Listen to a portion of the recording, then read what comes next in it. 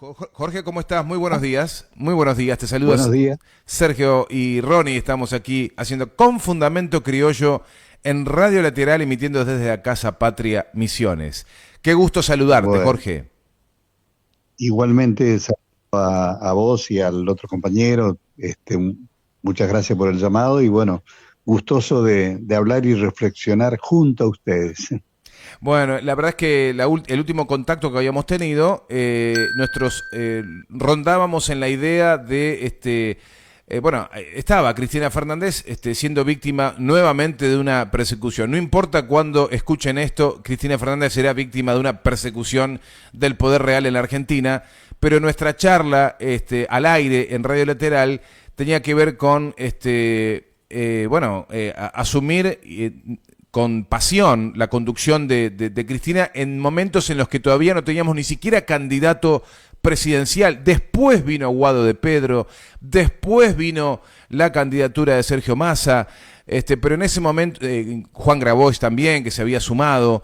Pero ahora sí, pasó de todo, Jorge, y volvemos a tomar contacto y lamentablemente entiendo que vamos a vivir años de profunda angustia. Bueno, pongamos primero, me parece, como un título en el contexto que vos, yo, los compañeros y compañeras que nos están escuchando, los ciudadanos todos, venimos de sufrir una derrota estruendosa, digamos, una derrota política, electoral, en primer lugar, pero también política, una derrota cultural, también cultural, una derrota económica, es decir, una derrota en todos los planes, en todos los planos, perdón, agravado por el hecho de que esta derrota ahora ocurre con la herramienta que ha creado la misma democracia, que es la participación social, la participación popular a través del voto. Entonces duele mucho más, digamos, es más abrumador y más perturbador, diría yo, este momento que estamos viviendo, porque no es la dictadura entrando con los tanques y copando los organismos públicos, bueno, lo que vivimos y sufrimos en el país en esa oscura noche del 24 o a partir del 24 de marzo de 1976, ¿no?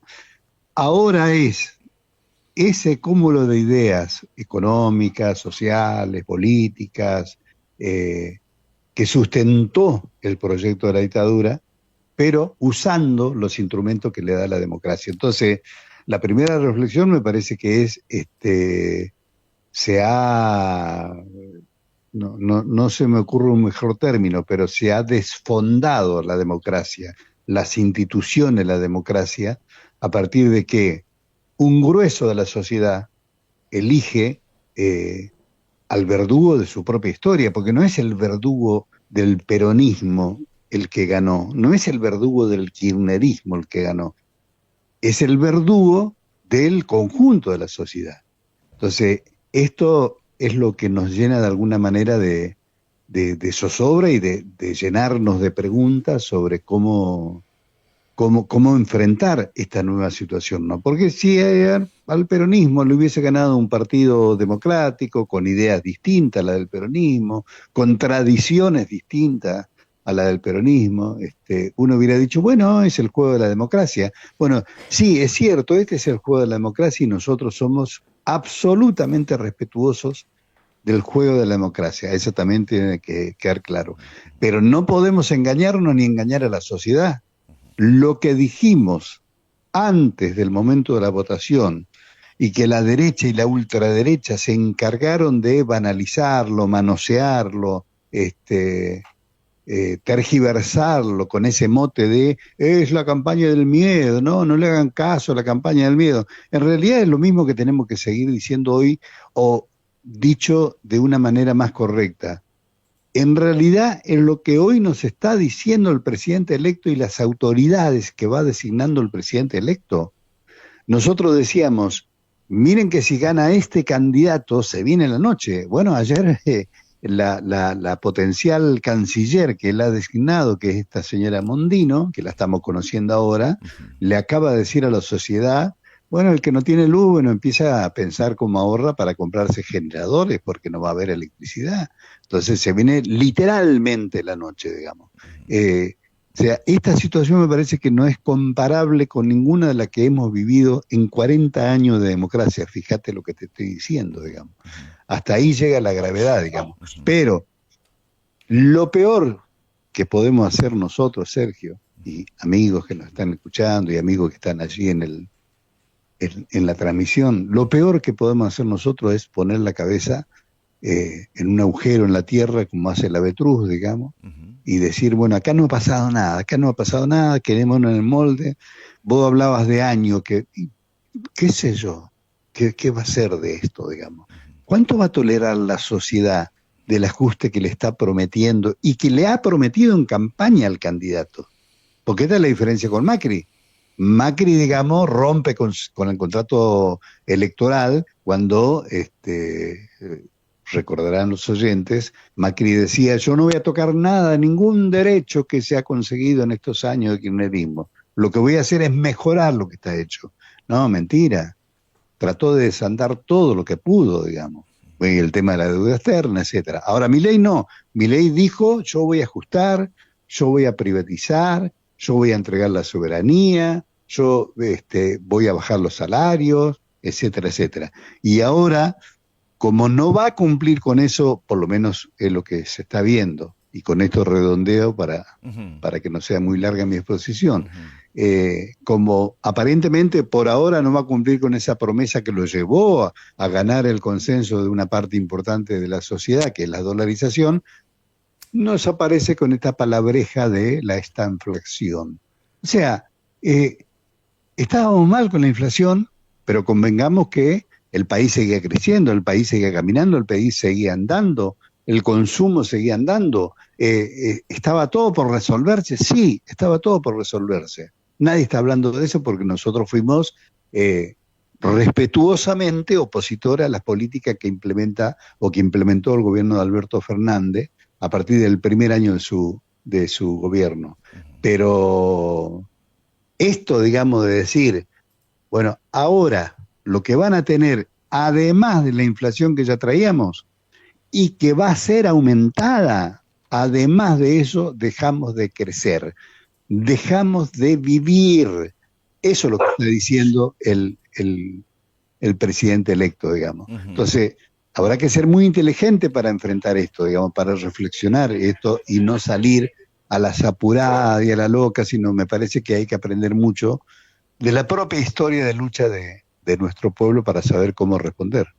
Sí, mientras te escucho pienso, ¿no? Realmente conoceremos qué es tener canas verdes, ¿no? Las famosas canas verdes a partir del gobierno de este próximo 10 de diciembre, porque en los larguísimos años de militancia que tenés, Jorge, has vivido los años de proscripción del peronismo, has vivido la dictadura del año 76 al 83, has vivido el retorno a la democracia, distintas etapas políticas, ¿no? Donde han gobernado radicales, ha gobernado el peronismo, luego la llegada de Mauricio Macri, que nos ha sorprendido a todos con apertura que hacías recién, diciendo, nos están ganando en las urnas, cuando antes lo hacían con tanques, y uno diría, con este programa de gobierno, realmente deberían haber entrado con tanques para imponerle esto al pueblo argentino. Lo llamativo es la evolución que han tenido estos sectores para desenvolverse dentro del marco democrático,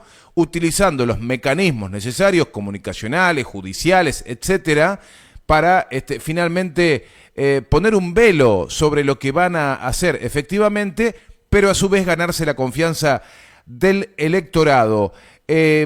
Hablando de tus años de militancia, Jorge, la pregunta que va es acerca del libro que has publicado recientemente. Quiero preguntarte, ¿quién es Carlitos Caride, que se ha ganado o granjeado este homenaje espectacular que has hecho, este libro que se llama Caride, no me olvides, y por qué lo pones como un eslabón perdido de la historia peronista? Bueno, gracias por preguntarme, porque me otorgás el derecho, digamos, que pueda hablar de Caride, del libro, y porque tiene que ver con lo que veníamos charlando, Sergio. ¿Por qué? Eh, yo, digamos, investigando nuestra propia historia, yo quizás ya se los conté alguna vez, yo nací en una casa peronista, en un hogar peronista, con el viejo disparando de un lugar a otro. O sea, mi cuna, digamos, fue peronista. No me hice peronista de grande, sino para bien o para mal, soy peronista desde la propia cuna. Y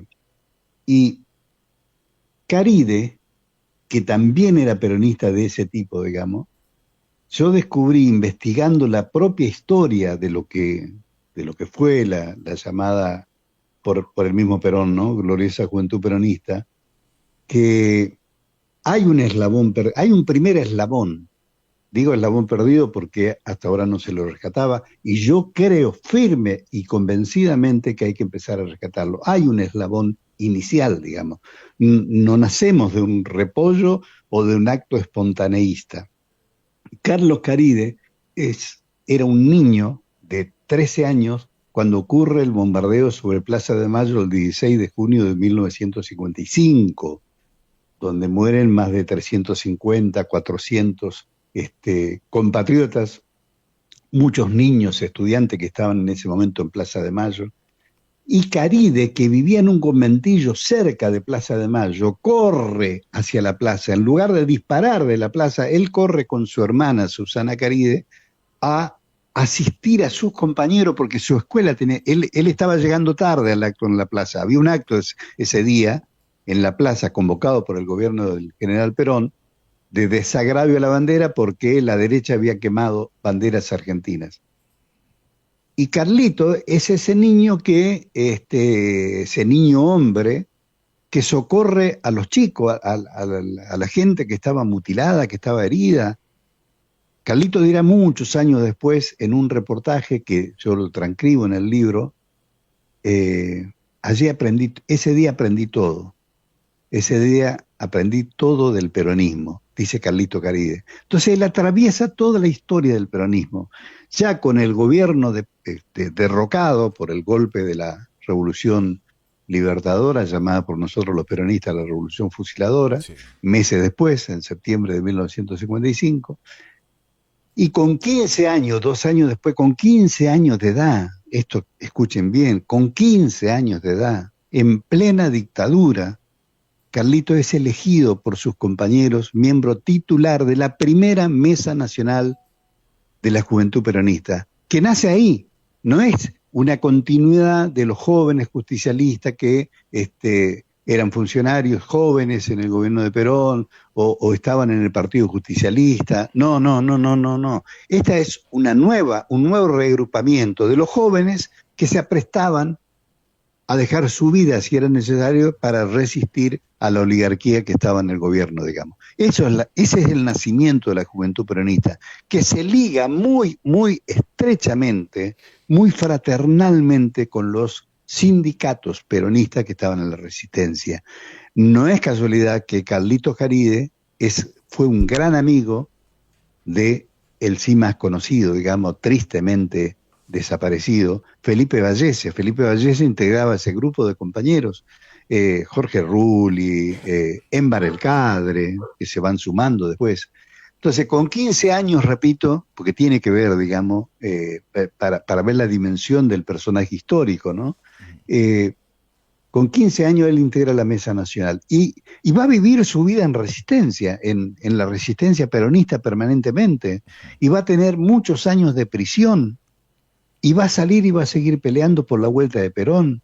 Y todo lo que hacía, digamos, lo hacía porque él quería que ese general que él había conocido desde chico, viéndolo en los balcones de la Casa Rosada junto con Evita, a quien pudo conocer porque él participó de los campeonatos de Evita, etcétera, él luchaba con sus compañeros para la vuelta de Perón. Esa es la historia de la resistencia, digamos. Entonces van a abrazar, se van a identificar con una lucha, digamos, muy, muy, muy, de mucho convencimiento para juntar los fondos que hagan posible que el general pudiera volver a la patria. Ese es el eslabón del cual yo hablo, Sergio, y que hoy le rendimos homenaje. El día 15 de diciembre es la presentación del libro en el Olimpo, en el ex centro clandestino de detención. Y me parece que aparece el libro en el momento justo, digamos. En el momento que se nos pueden caer las fuerzas, nos podemos desmoralizar, podemos decir esto es lo peor, etcétera. Y a partir de acá yo diría, ¿y Caride? ¿Y Caride? Caride estaba igual o peor que nosotros, y sin embargo, con dos escarbadientes, digamos, salió al campo a pelear, al campo de batalla, digo. Fundó las Fuerzas Armadas Peronistas. Después, muchos años después y poco antes de su caída con el golpe militar del 76, él ingresa a la Juventud Peronista y ingresa a la Organización Montoneros, pero él era uno de los fundadores de la fuerza, de la FAP, digamos, que es la primera gran organización guerrillera peronista, avalada por el general Perón, eso también hay que decirlo, digamos. Así que ese es el homenaje. Nada se puede traspolar, Sergio, yo no caigo en la superficialidad, en el reduccionismo de decir, bueno, aquello hay que... No, eso está ahí, es parte de nuestro legado histórico, digamos. Cuando se nos cae en la fuerza, hay que abrir ese baúl de la memoria y acudir a ejemplos como este, ¿no? Me parece que desde ese punto de vista digo que la historia que gusta de las paradojas, la historia que hizo que el libro se presente justo ahora que comenzamos una nueva etapa de la resistencia, esta vez en democracia, esta vez en paz, esta vez siendo inteligente, esta vez no yendo al galope, digamos, y chocar contra todos, sino hay que buscar el mayor consenso posible con las fuerzas populares, ser inteligentes en eso, ser solidarios entre nosotros mismos, cuidarnos entre nosotros mismos. Pero es cierto que empezamos a vivir, yo no quiero asustar a nadie, pero sí no puedo dejar de señalar, digamos, primero con la experiencia, como vos decís, que uno tiene, pero fundamentalmente por cómo leo la realidad y lo que está pasando y lo que se prevé que puede pasar. Saber, digamos, decía que vamos a vivir horas que nos van a necesitar muy fuertes, muy unidos y apoyando las luchas sociales que necesariamente se van a manifestar, porque esa es la historia de nuestro pueblo. No va a haber pasividad. Eso no sería ya la Argentina, ahí no se hubiera desfondado solamente, digamos, las instituciones de la democracia que eligen a un gobierno de ultraderecha, sino porque, bueno, se cae todo. Y yo no creo en eso. Yo aliento una esperanza, digamos, que seremos capaces de unirnos y de organizarnos y de salir adelante. Para eso hay que tener la cabeza bien ancha, bien abierta, y saber que esa etapa que conocimos hasta este último 19 de noviembre se terminó, comienza una nueva etapa, donde requiere de nosotros no el show periodístico, no el show mediático, no la aparición de show. Comienza el momento de la humildad, de saber escuchar, de estar al lado de los que sufren, de estar al lado de los que representan a los trabajadores, no cometer la torpeza que hemos cometido quizás, o que cometió en su momento mi generación, que es querer reemplazar a los sectores sociales que están agredidos, sino que tenemos que acompañar a los sectores sociales que necesariamente van a salir. Bueno, son muchas cosas, pero valgan estas palabras o definiciones, digamos, para encauzar una reflexión entre todos, ¿no? Sí, el 15 de diciembre, cuando presentes en el ex centro clandestino de detención El Olimpo, Caride, no me olvides, será, bueno, ya a 5 días de un tenebroso gobierno, ya lo estamos anunciando, lo hemos anunciado durante toda la campaña, el peligro que representa, pero la coincidencia, ¿no?, y la conjunción de sumar en el título de este libro a Caride, este compañero de quien nos has dado una breve reseña, pero intensa, pero inolvidable a su vez, lo ligaste a una frase también peronista. No me olvides, es esa flor, ¿no?, que se ponían en la solapa de los sacos los peronistas, ¿no?, en la época de la proscripción. Sí, era como la contraseña, digamos, porque muchos compañeros que establecían una cita en tal lugar, generalmente eran las pizarras que había antes, Sergio, de los grandes diarios, de los diarios de la época, digamos. No había, por supuesto, no existía la internet, no existían las redes. Entonces los grandes diarios tenían pizarras en la calle, sobre la calle, en ciudades como, bueno, en Buenos Aires estaban las pizarras del diario La Prensa, del diario La Nación. Se juntaba, se daban cita ahí y para reconocerse, porque no se conocían personalmente, se identificaban con una florcita que es la flor del No Me Olvides, esa florcita color azul, muy, muy bonita, muy, muy hermosa, y además con muchos con muchos significantes, que no me olvides, ¿no? Caureche le hace un poema a la flor de No me olvides.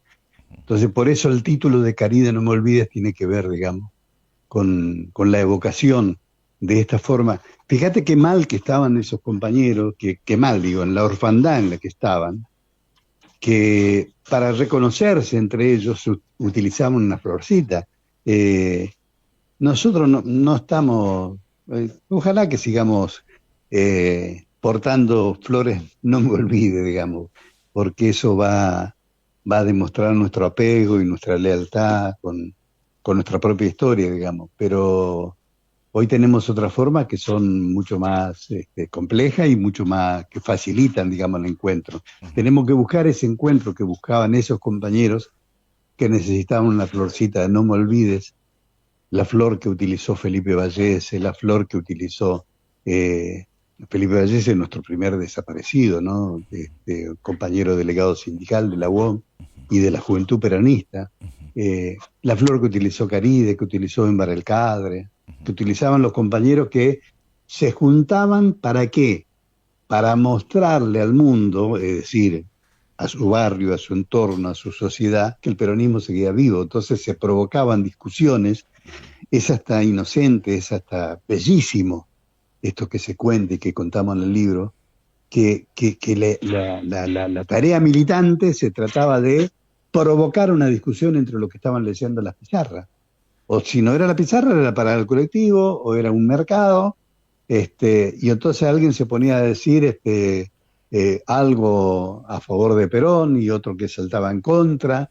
Bueno, esos eran los pequeños actos, digamos, que eran verdaderos pulsos de vida, ¿no? Pulsiones de vida, digamos, que demostraban que el pueblo seguía, que más allá de que había un decreto 4161 que obligaba, o mejor dicho, que le negaba la posibilidad a la gente que nombre a Perón, que nombre a Evita, que cante la marcha, etcétera. Allí estaban nuestros compañeros y allí estaba Carlos Caride, que es el que creo yo que tenemos que rescatar mucho más en esta etapa que se inicia el 10 de diciembre. Así será. Voy a iniciar para ir agradeciéndote, por supuesto, este tiempo maravilloso, Jorge. Siempre hablar con vos para nosotros es necesario y nos ayudás a mirar un poquito más hacia el futuro con algo más de esperanza. Esa paz que uno escucha en tu voz en base a la experiencia, en base al compromiso y al amor por la bandera, por nuestra patria. Uno tiene la seguridad de que se siente mejor luego de una conversación con vos. Ahora, voy a iniciar y voy a intentar armar una plataforma discursiva o narrativa para la próxima pregunta, y tiene que ver con la organización política a la que pertenezco, que es la Cámpora, ¿no? Estamos aquí en la Casa Patria Misiones, tenemos una conducción que es Cristina Brites, es también de la Cámpora, y estoy observando en estos días, no es una pregunta sencilla, Jorge, hay que hacerlo con mucha prudencia, con mucho amor, reflexionar sobre el impacto o los coletazos de este resultado que han provocado en las bases mucho encono y seguramente necesidad de, con la factura en la mano, decir, bueno, toma, esta factura es tuya. Acá yo la derrota considero que es tuya, toma. Y uno ve en las redes sociales, por ejemplo, una foto que ha publicado hace poco Cristina Brites junto a Máximo Kirchner, criticándole fuertemente el hecho de haberse sacado la foto. Y no solamente en este caso, sino en otros. Prendo la tele, la Cámpora. Abro el streaming, la Cámpora. Es el objeto del deseo de propios y extraños para nuevamente asignarle alguna suerte de responsabilidad que uno no termina de entender. ¿Se nos cortó, Jorge? ¿Me estás escuchando? No estoy escuchando muy atentamente. Bien, yo obviamente no puedo con mi genio. Aquí estamos con Ronnie y me dice, no te metas, viste, a responder, no tiene sentido, viste. Bueno, yo no puedo, entonces me pongo allí a responder en redes sociales.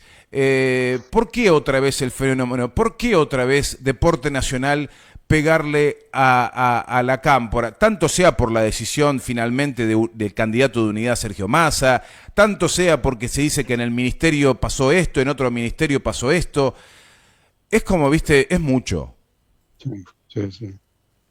Bueno, mira, primero como uno acostumbra a hacer, trato de apelar eh, a mi propia experiencia, mi propia vivencia, digamos, como militante peronista, como militante popular.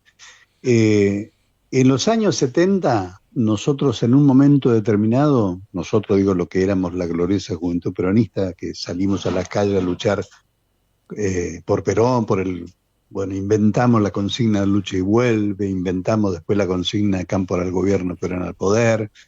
Nosotros en un momento, digamos, pisamos el palito, digamos, de la vanidad y nos creíamos que éramos los únicos que traíamos a Perón. Falso, diríamos hoy. Falso. Era un conjunto de sectores populares del movimiento peronista en su conjunto, en los cuales nosotros esa juventud peronista tenía un rol central y creció, digamos, no solamente cualitativa, sino cuantitativamente, éramos la organización más representativa. Ahora bien, no éramos los únicos. Había muchos sectores. El peronismo es un movimiento muy complejo, muy heterogéneo, muy rico, digamos, en su bagaje histórico y también debe ser muy apreciado, digamos, por las distintas voces. Es una polifonía, no es un solista cantando, es un coro. Y me atrevería a decir, son varios coros, digamos. Eso es el peronismo. Entonces, tendríamos que haber sido más respetuosos de todos los sectores que lucharon por la vuelta de Perón y que no necesariamente eran JP, digamos, eran de otras organizaciones. Eso a mí me quedó marcado para siempre, digamos. Entonces, hoy, si yo tengo que hablar con los compañeros de la Cámpora, yo tengo mis hijos, tengo sobrinos, tengo muchos familiares míos, los más jóvenes de mi familia, digamos, que son militantes de la Cámpora. Otros no, son militantes kirchneristas, pero que están en otras agrupaciones. Cuando nos juntamos en una mesa grande, digamos, y donde uno puede desnudar su alma, uno dice, bueno, ese palito de la vanidad no hay que cometerlo nunca más. Yo no digo que se te cometía nada por el estilo. Y agrego lo siguiente, ser consciente que el enemigo se vale muchas veces de el chivo expiatorio que tiene, digamos, para pegarle como un punto de flotación del proyecto, digamos, para mí eso es Cristina, para mí eso es la Cámpora, porque allí va a descargar todos los males. Si derrotan a ese punto de flotación, a ese exponente, digamos, del proyecto nacional y popular, después todo lo otro viene por añadidura, digamos.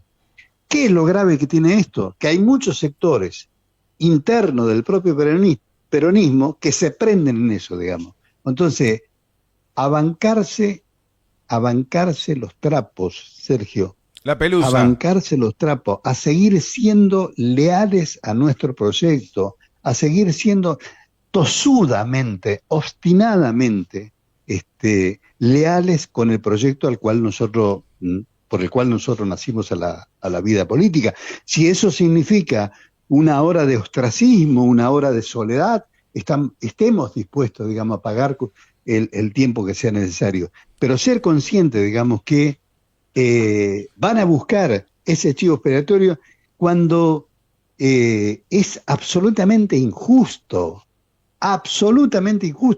El candidato que propuso o sea, a mí la verdad que me cuesta porque me pone muy mal, me enoja mucho, digamos, tener que explicarlo, pero lanzado el tema yo lo charlo. Uh-huh. El candidato, que era el candidato de Cristina y era el candidato de la Cámpora, se llama Guado de Pedro, ¿sí? Eso era de público y notorio.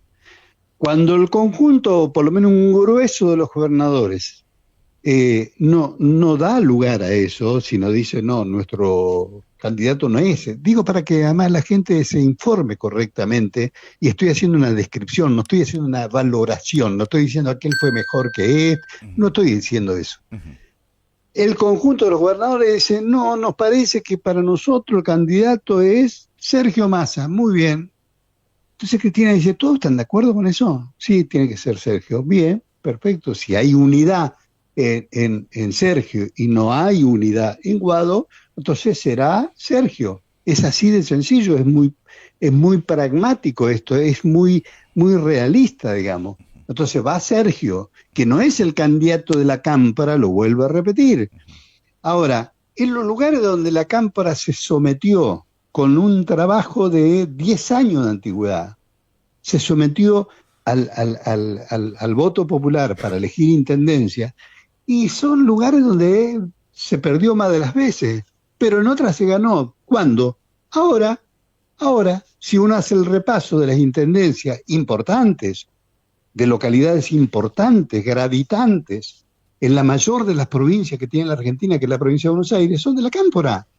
Entonces vos tenés varias intendencias del conurbano y tenés en el interior de la provincia, que siempre fue, para decirlo mal y pronto, un voto más gorila, más reaccionario, más antiperonista. El trabajo fructificó al punto que hoy la Cámpora tiene la intendencia, por ejemplo, de una de las ciudades más importantes, quizás la tercera ciudad de la provincia de Buenos Aires, que es Bahía Blanca. Entonces, ¿de qué están hablando? ¿De qué están hablando cuando acusan, digamos? Es totalmente injusto. Jorge, Dicho esto, lo último que te digo es, sí soy consciente que esta es la hora que hay que darle un refresco al conjunto, digamos, de las fuerzas que dirigen el campo nacional y popular. ¿A qué me refiero? A que me parece que la ciudadanía, en una gran mayoría, eligió otro proyecto. A nosotros, digo, al campo popular, no es poco el capital político que tiene en la representación de esos casi 11 millones de votos, digamos. Entonces hay que estar atento a cómo se reconfigura la conducción. Pero lo otro, la verdad que me pone muy mal, porque es de vuelta a volver con el caballito de batalla de Sergio, que no es nuevo, no es nuevo. Cada vez que hay que estigmatizar al movimiento popular, como no lo pueden hacer abiertamente, entonces que dice, la culpa la tuvo la Cámpora. La culpa la tuvo Cristina. Cristina se retira, da un paso al costado y dice, bueno, que participen en otro. Pero la culpa también la sigue teniendo Cristina. Si está porque está, si no está porque no está. Si la Cámpora se aferra a un candidato, es por eso. Si la Cámpora no se aferra a un candidato, si no abre el juego, también es por eso. Que se pongan de acuerdo, digamos. La verdad que no tienen ninguna razón política. Y lo discuto desde la política, no desde el ideologismo. Pero otra cosa muy acentuada que se nos ha marcado como organización fue debieron ir con Grabois. Debieron ir con Grabois porque era el más parecido a los nuestros y no Sergio Massa, que era esto, era lo otro, era el otro. Mi respuesta en ese momento fue, pero muchacho, si vos ves a Guado de Pedro en la lista de Sergio Massa, si lo ves a Axel Kicillof, si lo ves a Máximo Kirchner, ¿no te está indicando que Cristina... Bueno, pero la Cámpora no es Cristina. ¿Cómo no va a ser Cristina la Cámpora? Si la decisión fue el pragmatismo de acompañar al candidato de consenso y Juan Grabois, compañero que respetamos, por supuesto que lo respetamos y lo valoramos, él decidió, porque hizo una promesa a los suyos, que se iba a presentar si no era Guado de Pedro, bueno, adelante, juegue, señor. Pero, viste, es como es un intento de chicana cuando en realidad la estrategia estaba clara. Quisieron a Massa, bueno, vamos con Massa. Esa es la interpretación que le di yo. No, de acuerdo perfectamente. Pero además de ser tu interpretación, me parece que también es, como decía yo recién, es la descripción de lo que pasó, digamos. Ahora, en ningún momento, también dejémoslo bien en claro, hubo ninguna, que yo conozca por lo menos, hubo una bajada de línea, una directiva, no hay que votarlo a Juan, no, al contrario. Exacto. Hubo muchos compañeros que yo conozco, con los que me encuentro, que lo votaron a Juan. Juan es un compañero, es parte de todo este amplio espacio, digamos, nacional popular, que somos hermanos en la lucha. Entonces Juan es nuestro compañero. Entonces, que no nos quieran meter, digamos, una cuña ahí divisoria, porque esa cuña no existe. No existe. Esa cuña, digamos, puede ser provocada, sí puede ser provocada. ¿Podemos pisar el palito? Sí, podemos pisar el palito. Si no tenemos memoria, pisamos el palito. Entonces van a venir los reclamos, bueno, pero eh, no, no es así, digamos. Hay que bajar los decibeles en ninguna disputa interna, estar más juntos que nunca, porque eso es lo que nos van a pedir, nos van a reclamar los 11 millones de votos de compatriotas que nos acompañaron, que acompañaron, digamos, al movimiento. Y después hacer mucha docencia, hacer mucha pedagogía. Se van a encontrar los mismos votantes. Mirá, te digo como al pasar, digamos, pero no es un dato menor. Ayer yo decía en otro ámbito, ¿no? Todo duele, todos los votos, digamos, que fueron para la ultraderecha duelen, no nos podemos hacer los superados, no nos podemos hacer los noruegos fríos, escépticos de todo, sin esperanza. No, nos da lo mismo, no nos da lo mismo. No nos da lo mismo que haya un gobierno que defienda YPF que un gobierno que va a entregar YPF. No nos da lo mismo que haya un gobierno que aún con sus cosas irresueltas pueda defender a Aerolíneas Argentinas que un gobierno que va a entregar o que va a pretender entregar.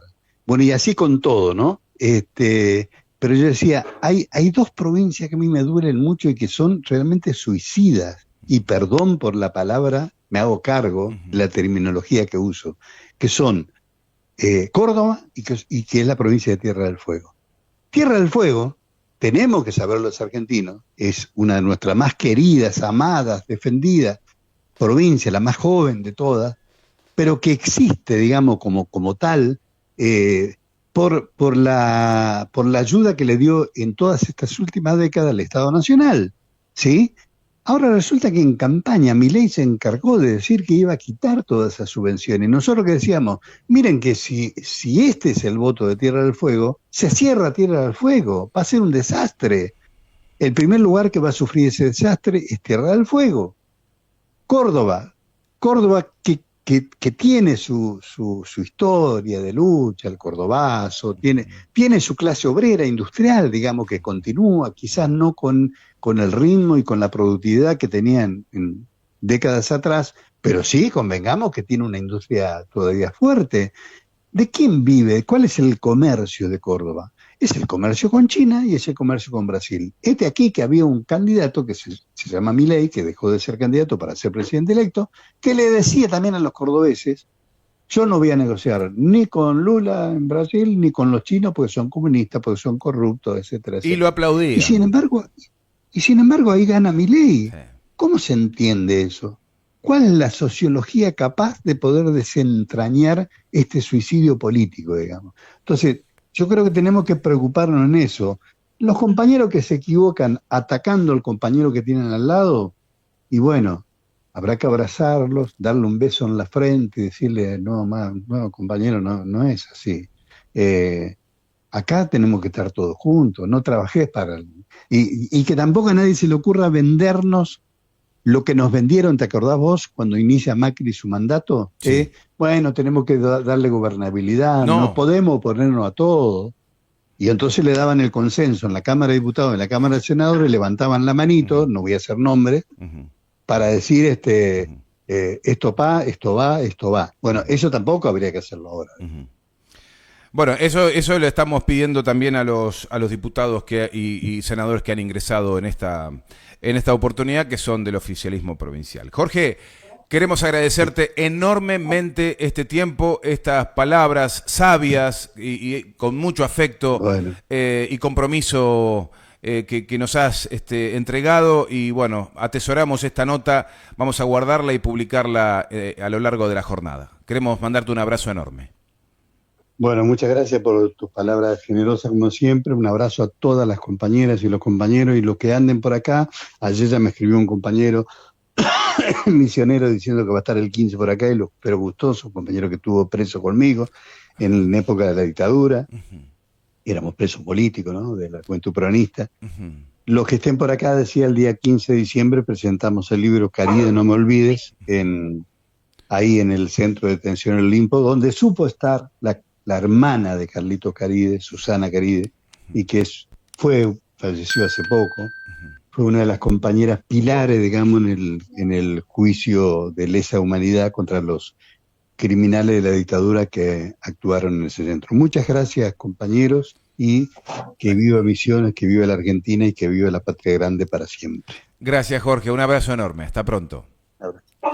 Bueno, Jorge Gil es militante peronista, él es escritor, fue legislador nacional en algún momento de su recorrido militante.